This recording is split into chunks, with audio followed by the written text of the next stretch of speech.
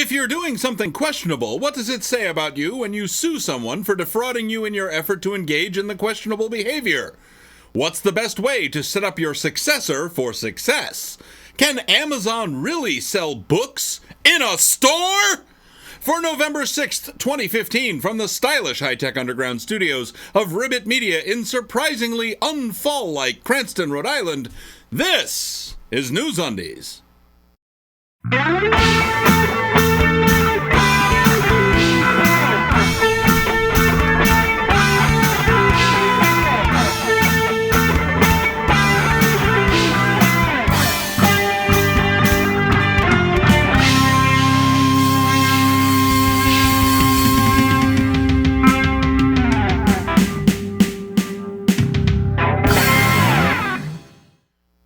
For November 6, 2015, this is NewsUndies, all the news that shouldn't be news. I'm Paul Torville with these headlines.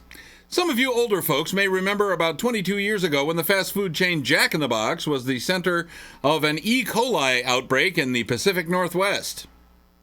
Good times. Well, apparently the fast food workers and health departments up there apparently still haven't learned their lesson. Or learned it and forgot it. Recreational pot is legal there, so it is a possibility. The popular semi-healthy Mexican joint Chipotle has just had its Jack-in-the-Box moment, with an outbreak of the delightful gut bacteria in Oregon and Washington.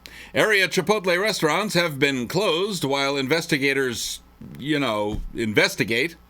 Signs on the stores indicate supply chain issues are to blame for the closures, not, poop in the beans, or whatever.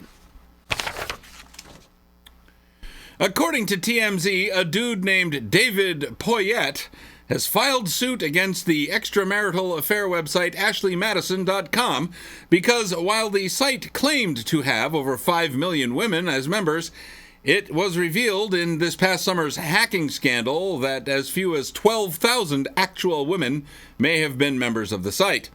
Poyet is seeking $5 million in damages and hopes to make it a class action suit. As my father used to say, all of it low. President Obama has ordered a small group of special forces to Syria. I'm sure that's fine. Way to set up your successor, whoever it may be, for, success. In squirrel news, a mischievous little tree rat found the power switching equipment in a Kokomo, Indiana substation, knocking out power for 12,000 residents. 10 different power circuits were destroyed by this heroically curious little rodent. No word yet on where, in what condition, or in fact whether the squirrel is now. The Boston Herald felt episode 604 of AMC's hit series The Walking Dead warranted 1,656 words. Don't know? Don't care. It takes a big man to admit when he's wrong. I am not a big man.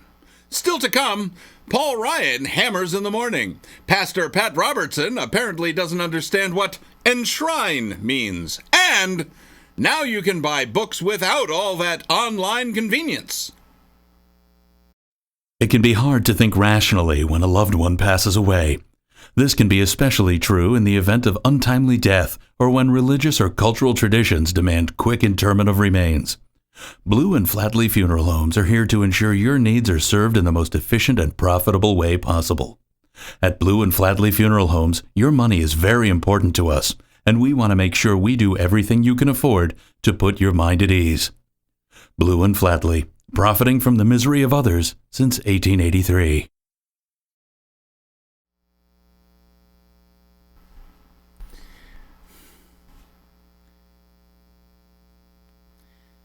The Kardashian-Jenner clan. Conservativeness certainly has had its ups and downs in the last week. Former vice presidential also-ran Paul Ryan was elected to the speakership of the House of Representatives. His tenure promises to show us what would have happened if the modern conservative Christian caricature of Jesus had had a baby with the modern libertarian caricature of Ayn Rand.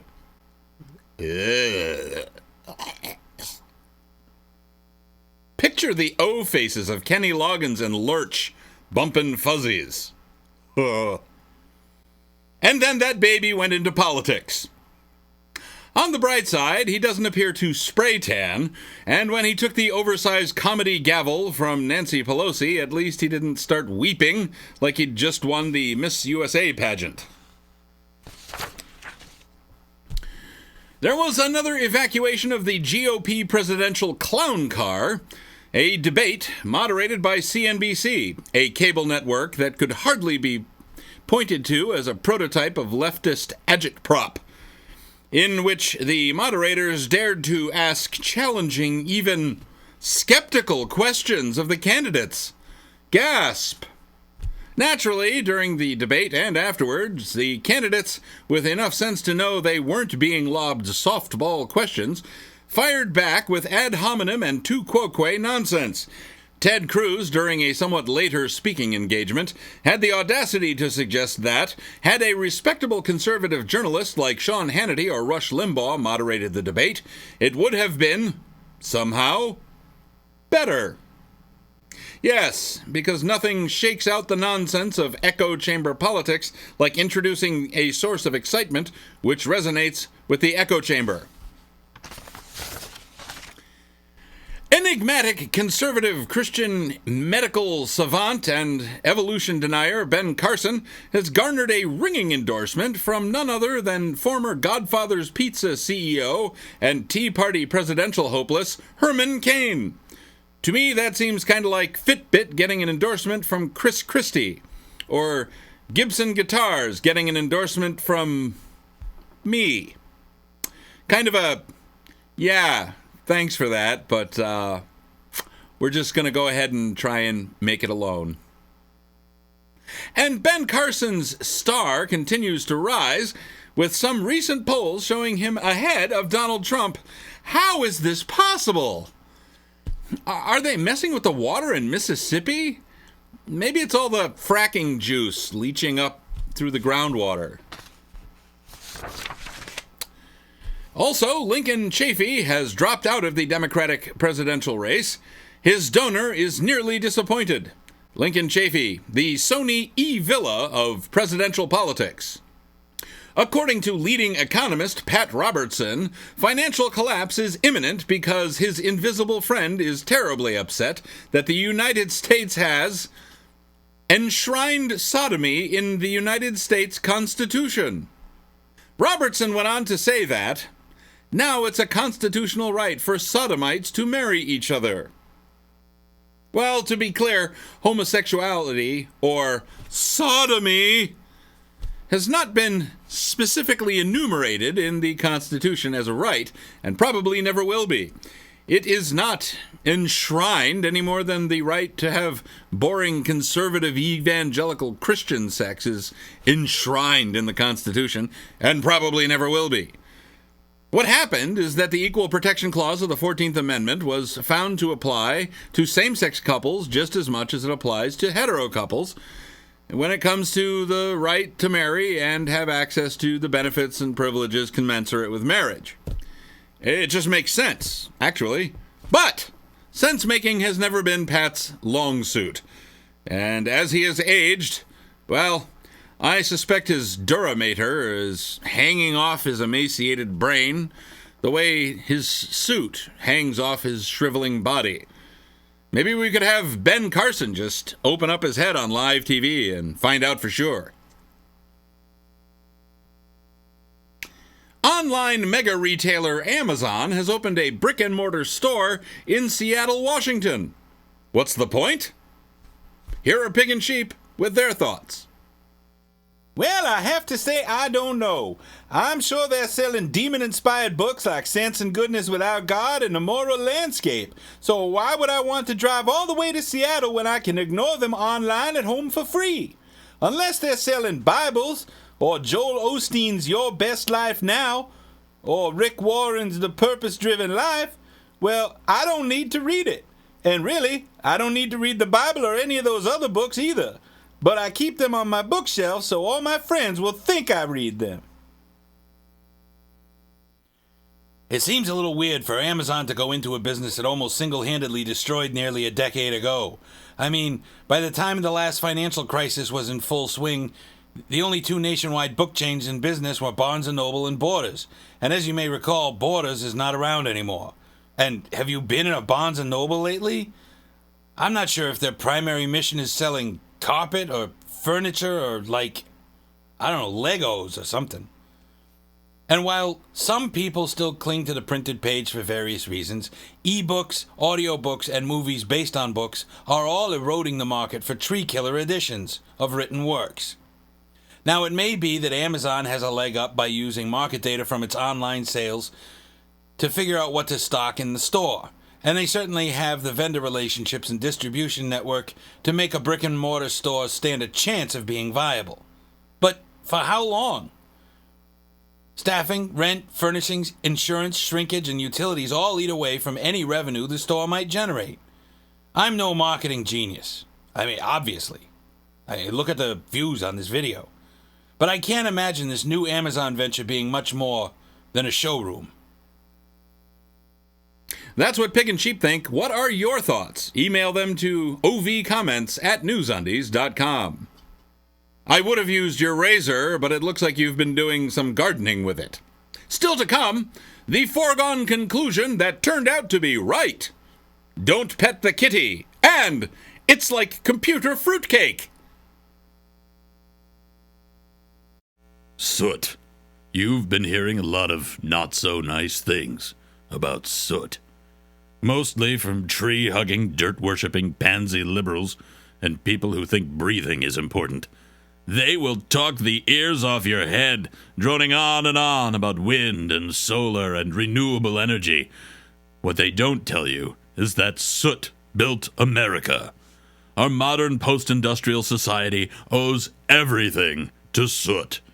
If it wasn't for coal-fired power and diesel-powered transportation, America would grind to a halt. That's a fact. And as long as we have anything to say about it, and as long as there's profit to be made in government subsidies on soot, we're going to do everything we can to keep it that way. We're America's soot industry. Profitable, ugly, traditional, American.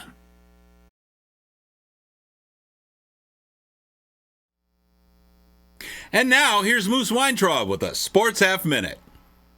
Moose Weintraub Sports Half Minute. It's a whole half minute of sports. 30 seconds of sports. Moose Weintraub Sports Half Minute. This is your Sports Half Minute. I'm Moose Weintraub. The New York Mets lost the 2015 World Series handily to the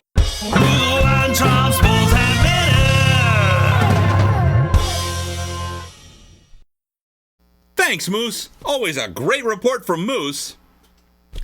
An as yet unidentified 33-year-old woman was bitten by a tiger in the Omaha Zoo recently. The woman, whom police noted was apparently intoxicated, had snuck into the zoo and reached into the 18-year-old tiger's enclosure. The tiger, unimpressed with her dexterity, decided to give her what news reports are calling a severe hand injury. The woman has been cited for criminal trespass, which is kind of a double whammy. Here you are, doped up on Percocet or whatever, seriously injured following a failed attempt at a Darwin Award, and some dude comes up to you and in essence tells you, "Had you not survived, I'd be home enjoying dinner with my family. Here, enjoy this citation, asshole." Christian homeschooling has been controversial, as it has long been recognized as an avenue for conservative Christian parents to escape what they perceive as erroneous science and history curricula offered in public schools, naturally inspired by Satan, or as Ben Carson would call it, the adversary, thereby limiting their children's opportunity and entrenching the handed-down paranoia and persecution complex that comes standard with a batshit belief system. With all that as prologue, the Texas Supreme Court, surprisingly all Republicans, will decide whether homeschooling families can just skip the whole schooling thing altogether and keep the kids home to wait for the rapture. Michael and Laura McIntyre ran afoul of Texas's ironically liberal homeschooling attitude when their 17-year-old daughter ran away from home and enrolled in a public high school, only to be placed in the 9th grade because school officials had no confidence that she could learn at any higher level. While there appears to be no case law supporting the McIntyre's theory that they are entitled to educate or not educate their children as they see fit, Texas seems just like the sort of place where the first case supporting their theory might be won. And that's sad. And finally, and I do mean finally, we all saw this coming, didn't we? Back in July, Microsoft released its Windows 10 operating system, and while they didn't hype it the way they did Windows 95 or Windows Vista, the former being a completely untethered success, at least in terms of market share, and the latter being the software equivalent of ValueJet Flight 592, Windows 10 currently accounts for less than 9% of all Windows installs talking to the internet. Interestingly, Windows XP, the 14-year-old, hasn't been updated in 7 years. Holy crap, people still have this deployed? 4 versions ago version of Windows still has nearly double the market share of Windows 10. Windows 7 is still running on somewhere between 8 and 9 times as many machines as Windows 10, and Windows 8 barely edges out XP. And unlike all previous Windows versions, Windows 10 is offered as a free downloadable upgrade to properly licensed versions of Windows 7 and 8.1. All you have to do is click a thing and walk away for a few hours. You don't even have to go to Best Buy or pay money or even put on pants. Most of it can be done while you sleep. Still can't give it away. But this free business only applies to users of Windows 7 and Windows 8.1.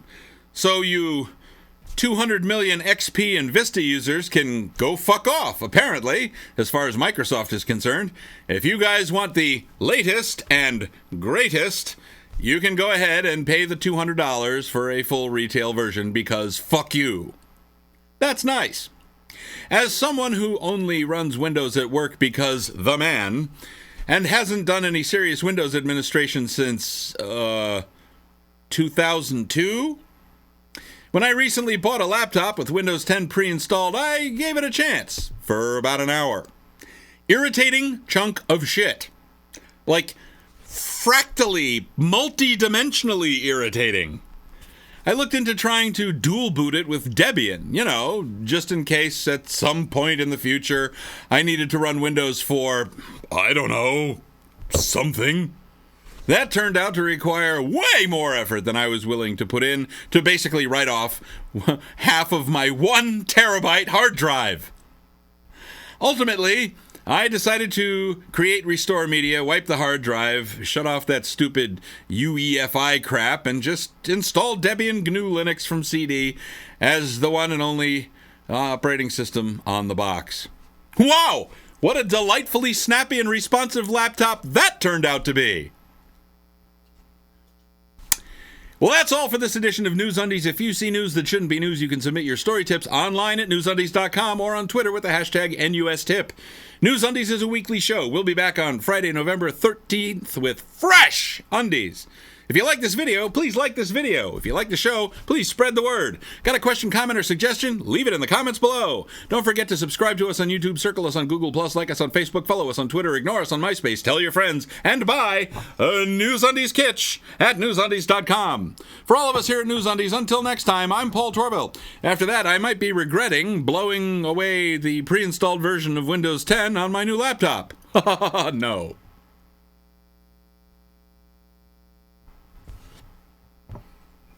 No.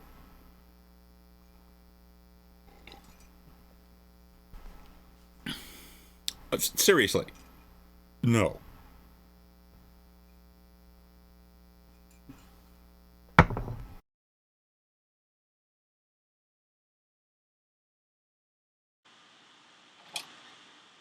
I just want to tell you good luck. We're all counting on you.